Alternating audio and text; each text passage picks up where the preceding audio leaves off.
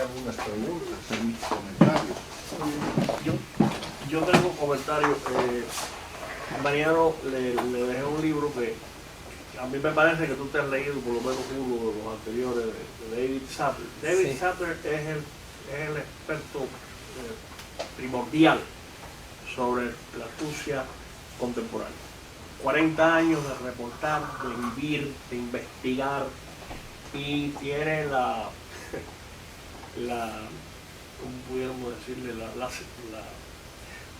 La mala fama de haber sido el primer periodista americano expulsado de Rusia desde el año 2013, desde la Guerra Fría. Y eso posiblemente le ha salvado la vida, porque todos los que han investigado la criminalidad de la Rusia de Putin, todos y cada uno están muertos. Este hombre es el único que vive y ahora vive. El comentario que yo tengo, un resumen brillante, o sea, ha hecho que casi 50 años, todo muy bien. El único comentario que yo tengo es que yo cuestiono, para mí, la criminalidad de Putin es casi tan próxima como la de Stalin. Es un ser totalmente, no tengo palabras para describirlo, y él lo que le importa, sí, es un ruso, definitivamente, él lo que le importa es mantener el control. Y él ha planeado esto para estar en el control hasta que se muera. Él no deja el control. Rusia tiene una cantidad de problemas insolubles. Yo me pregunto si ese brillante análisis que tú has hecho, hasta qué punto no ha sido influenciado por la situación interna que ha tenido Rusia. Según este libro que te vas a leer, han creado tres veces han creado incidentes para Putin, especialmente. Primero para salvar el final de Yeltsin y salvarle literalmente la vida, porque iba a la cárcel por lo menos. La hija de Yeltsin fue la que gobernó, de hecho, en su último año, Rusia, aliada con el oligarca principal que después cayó en desgracia en cuanto Putin llegó al poder. Entonces, primero crearon la primera guerra en Chechnya. Ahí eso fue lo que llevó a Putin directamente al poder. Después, cuando Putin, como tú mencionaste, mencionaste Yeltsin, pero Putin también tuvo antes de su segunda elección, estuvo en los 10 de apoyo. ¿Y qué hizo Putin? Creó la segunda guerra en Chechnya con los atentados terroristas, que según este autor, y para mí es suficiente, la evidencia es abrumadora. Es una evidencia, no es una evidencia directa, él no lo puede probar, nadie lo puede probar. Pero yo por lo menos no tengo duda alguna. Hay mucha gente que se ha leído las investigaciones, esta no la tiene tampoco. Finalmente, cuando Putin vuelve a ganar después de la segunda guerra en Chechnya, otra vez con la caída de los precios del petróleo y del gas natural y las sanciones que le pusieron casi sin querer, pero que perjudicaron mucho a Rusia en estos últimos años. ¿Qué hicieron entonces? La situación con Ucrania. Yo no estoy diciendo que eso haya sido, yo no estoy echando culpa, lo que estoy es señalando, sobre todo lo que dice este autor, que cada vez que ha necesitado mantenerse en el poder, ha creado una situación en la cual de la nada, del suelo, sube otra vez, porque al pueblo ruso lo que más le interesa aparentemente es el nacionalismo, y ver un líder fuerte que les esté ofreciendo la oportunidad de ser un actor, como tú también lo pusiste en tu primer libro, un autor mundial otra vez. Y entonces, para mí eso es incomprensible, como lo es para este autor también, porque es verdad que Putin durante los años, como pasó también en Argentina, y tú bien lo sabes, durante los años en que el petróleo y el gas natural por un lado y los commodities por otro lado estaban por las nubes, entonces todo el mundo tenía para repartir y para robar y para nadar en el dinero. Pero ya eso se acabó, y este último año ha sido un año muy difícil, y yo no le veo solución, no a largo plazo, a corto plazo, a la situación con Rusia. La situación geopolítica está esto es como agarrar, no babos, 10 paquetes de cartas y tirarlos al aire. No hay nadie que remotamente tenga idea de lo que va a pasar aquí, sobre todo después de la elección en 2 semanas. Y todo eso va a afectar a Rusia de tal manera que ni tú ni nadie podemos remotamente predecir lo que va a pasar. Pero te felicito porque el sumario que hiciste es brillante. Muchas gracias. ¿Quieres hacer algún comentario? Una pregunta, ¿cuál es el papel o cómo ve el papel de Turquía en todo esto? No, con respecto a las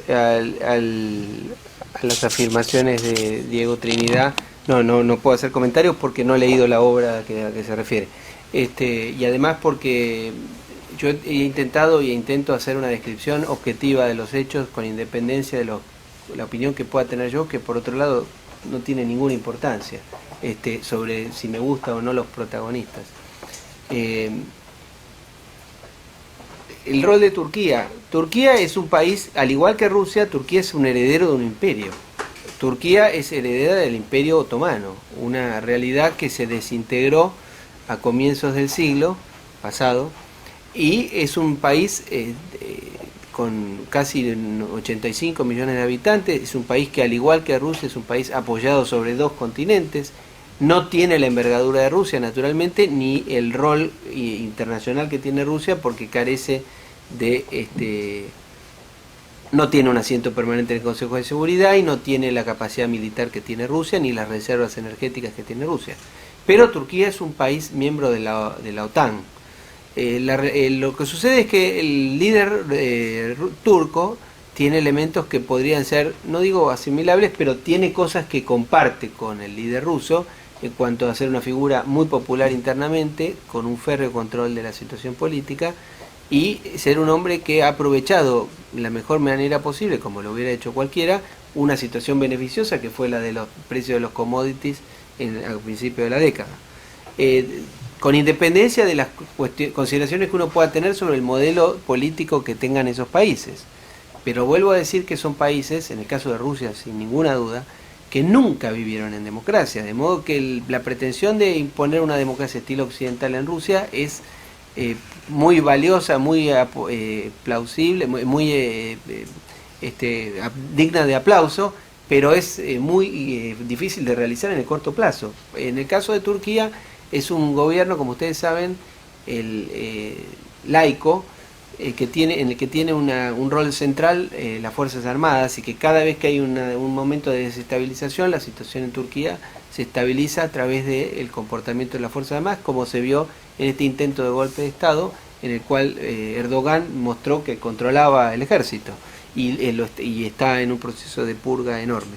Pero yo no soy un experto en Turquía y no puedo hablar mucho más que esto. Lo que sí le puedo decir es que la relación entre Rusia y Turquía es una relación estructuralmente complicada, porque comparten una zona de cercanía, porque son 2 eximperios que han tenido malas relaciones históricamente. Hoy el presidente Putin y el presidente Erdogan han tenido una combinación de relación conflictiva y amistosa.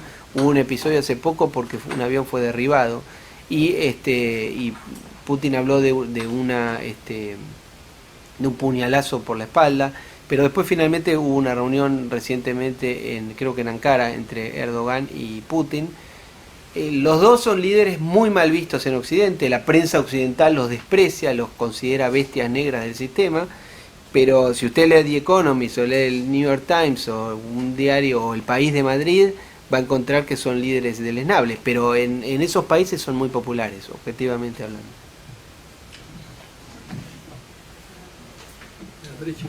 Embajador, yo le quiero preguntar, primero felicitarlo, porque de verdad fue una exposición brillante, la secuencia espectacular, el basamento histórico espectacular, que y a mi juicio el ingrediente fundamental para cualquier buen análisis.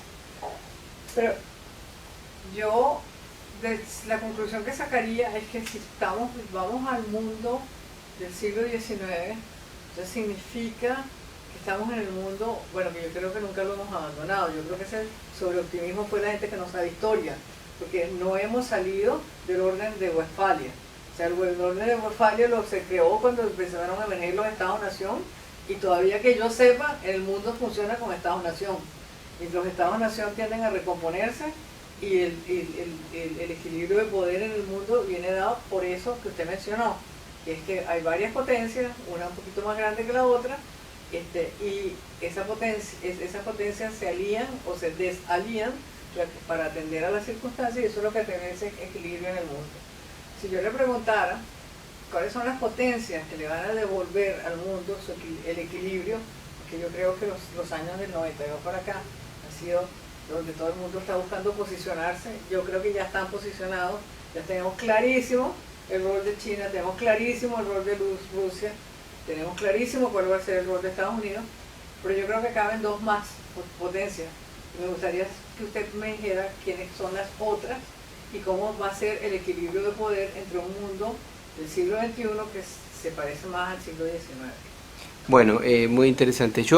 Varias cosas. Primero, el mundo que vivimos es el mundo de Westfalia, sí, es cierto, pero con algunos comentarios adicionales. Hoy la amenaza al sistema de seguridad internacional no está ofrecido por una amenaza proveniente de países o de estados nacionales, sino por parte de organizaciones no estatales, que son básicamente organizaciones terroristas. Esto es una realidad difícil de encarar, porque no es lo mismo una guerra convencional entre un estado y otro, o entre un grupo de países y otro, que con enemigos indefinidos o difícilmente identificables. Esta es una situación que ojalá que se pueda resolver, pero nada hace suponer que no va a continuar en el tiempo, lamentablemente, ojalá nos equivoquemos. El mundo cuando yo dije que el mundo podría asemejarse a una situación parecida al del siglo XIX, es obviamente una especulación que no la hago yo tampoco, la he estudiado yo de gente que sabe mucho más que yo. Es una aseveración, una conjetura, porque el siglo XXI lleva 15 años y el 16 años, y el siglo XIX es un hecho objetivo que puede ser analizado. Lo que sí es cierto es que el sistema de poder mundial que tuvo lugar entre la caída del Imperio Napoleónico, el Congreso de Viena y la Primera Guerra Mundial fue un sistema de orden mundial con imperfecciones, pero comparativamente hablando a las situaciones anteriores y al siglo XX, fue un orden mundial bastante interesante, al menos, o elogiable. Eso está perfectamente estudiado en la tesis doctoral de Henry Kissinger, por ejemplo, en A World Restored, cuando él habla del elogio al conservadurismo político y elogia a los grandes estadistas que lograron ese acuerdo en un mundo dificilísimo, que era el mundo que había emergido después de las guerras napoleónicas. Fue el periodo de mayor progreso de la humanidad en términos relativos, no en términos absolutos, pero sí en términos relativos, en el cual había una potencia de primus inter pares, que era el Imperio Británico, pero había grandes potencias. Alemania, después de su unificación, se convirtió en una gran potencia, el Imperio Otomano era una gran potencia, el Imperio Ruso era una gran potencia, surgió Japón no es que surgió, pero digamos adquirió una importancia decisiva en Asia. China, por el contrario, durante ese siglo y el siglo anterior y la mitad de este siglo fue una potencia con un desarrollo menor al de su capacidad objetiva, como hoy lo está demostrando en los últimos 40 años, pero ese sistema de poder mundial, bueno, es un sistema que uno puede pensar que el siglo XXI podría parecerse más que al modelo del siglo XX, que fue un modelo bipolar. Hoy no parece haber una situación para un mundo bipolar, porque yendo a la última parte de su pregunta, hoy los Estados Unidos son la primer potencia en materia militar, por lejos. Pero los Estados Unidos mantienen un aparato militar con el 20% de la economía mundial. El Producto Bruto de los Estados Unidos es el 20% del PBI mundial. Al finalizar la guerra, los Estados Unidos mantenían ese aparato militar con casi el 40 o 50% de la economía mundial.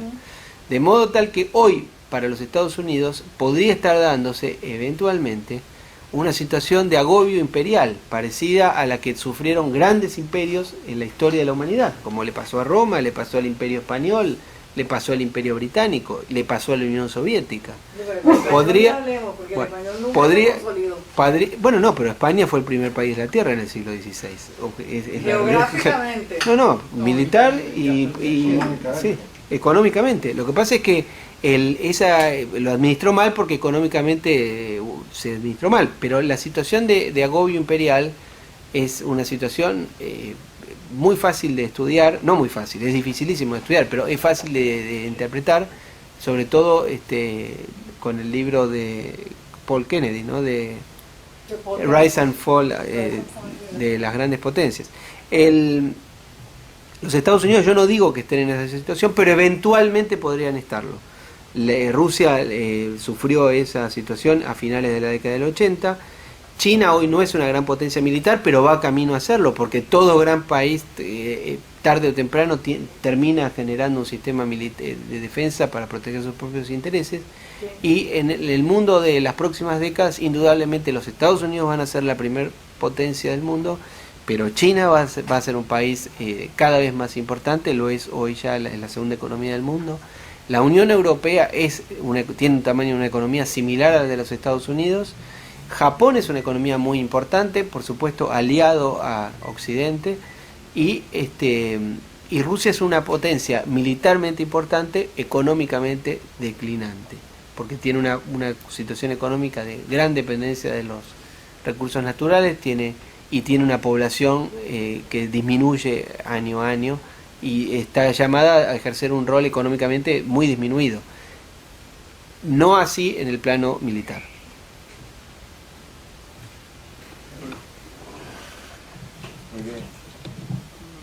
Embajador, muchísimas gracias por la exposición y muchísimas gracias al público por las preguntas y por las respuestas que usted les ha dado. Así que con esto levantamos la sesión. Muchas gracias. Japón